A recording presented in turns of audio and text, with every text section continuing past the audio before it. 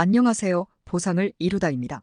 이번 시간은 질병보험금이 아닌 상해사고로 수령할 수 있는 보험금의 종류에 대해 알아보는 시간을 갖도록 하겠습니다. 오늘도 보상을 이루다와 함께합니다. 안녕하세요. 이루다 손해사정사님. 네, 안녕하세요. 요즘 굉장히 바쁘게 활동하는 것으로 알고 있는데 많은 소비자분들에게 공정한 보험금 산정 업무를 도와드리고 계시나요? 네, 정말 많은 분들이 이루다 손해 사정을 찾아주셔서 아주 바쁘게 일하고 있고 체력적으로 힘들지만 의미 있는 시간이라 생각됩니다. 그럼 본론으로 들어와서 오늘의 주제인 척추압박골절.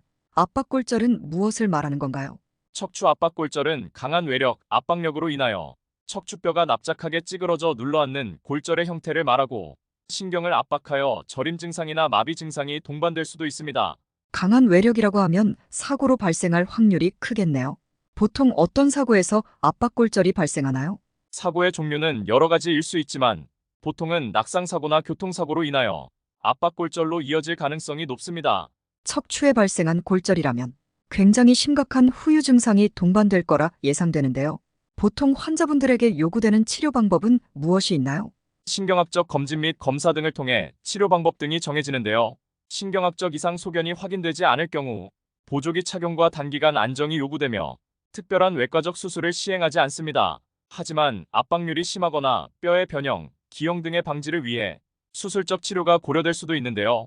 환자의 연령, 상태 등에 따라 다르지만 척추체 성형술, 척추 고정술 등이 시행될 가능성이 있습니다. 수술을 요할 정도라면 부상의 정도가 굉장히 컸을 거라고 예상되고 후유장애 진단으로 이어질 수 있다고 생각되는데요. 그럼 별다른 치료를 받지 않는 분들은 아무런 보상을 받을 수 없나요? 수술을 하지 않았다고 해서 후유장애를 인정받지 못하는 건 아닙니다. 압박골절로 인해 후만증, 측만증, 전만 등 척추의 변형이 발생하였고 보존적 치료 후 일정 기간이 경과한 후 영구적으로 그 증상이 고정된다면 약관 규정에 따라 후유장애 보험금을 수령할 수 있습니다. 개인이 가입한 보험에서 후유장애 특약별 금액만큼 보상을 받으실 수 있다는 말씀이시군요. 그렇다면 상대방의 과실 등으로 발생한 교통사고의 경우에는 어떻게 보상이 이루어지는 건가요?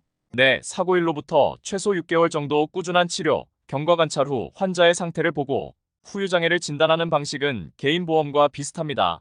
하지만 손해배상금 산정에 있어서 까다로움이 있는데요. 손해배상금 산정이라면 합의금을 말씀하시는 건지요? 네, 맞습니다.